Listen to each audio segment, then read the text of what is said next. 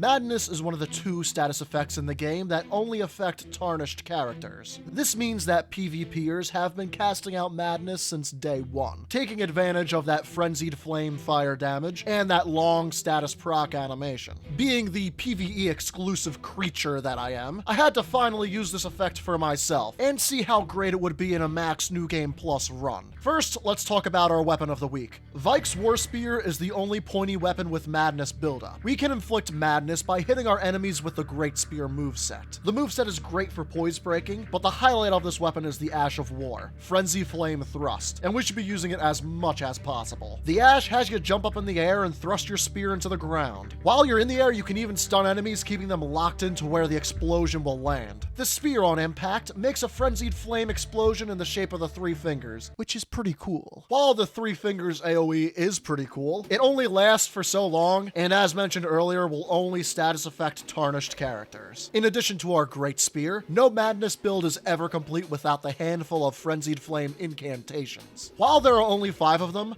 there are 4 different functions for them, making them quite versatile despite their small number. Howl of Shabriri is a buff, one that I highly recommend you use right after Golden Vow, that is even more powerful than Flame Grant Me Strength, giving you 25% more damage for 40 seconds instead of 30. The downside is that you get a damage negation debuff of 30%, and enemies will focus fire on you more. This should be manageable with decent armor, but on max New Game Plus with enemies hitting much harder, this can get very dangerous very quickly. The Flame of Frenzy and Unendurable Frenzy serve mostly the same purpose. They shoot out multiple projectiles, with Unendurable Frenzy being the late game version of the Flame of Frenzy. Unendurable Frenzy will also keep going until you run out of FP, and finish off with projectiles being shot all around you. Casting this incantation underneath a large boss will deal a huge amount of damage. Frenzied Burst has great range, and after buffing, we can snipe enemies from long range for quadruple digit damage. Finally, Inescapable Frenzy, like the Madness status effect, will only work on tarnished NPCs. Despite the limited use case, please do not neglect using this at every opportunity that you get, as it is easily one of the best attack animations in the game. Because of the Ash of War and all the incantations inflicting madness on ourselves, we need to up our resistance by increasing our focus. For the first time, I put on the Clarifying Horn Charm +1. This increased my focus stat from 183 all the way to 323, or a 76% increase. This talisman is especially essential if you want to use Unendurable Frenzy or spam that Ash of War. The talisman is in a bit of a weird place. In order to make sure its location is crystal clear, I'll beam the directions to the location directly into your eyes.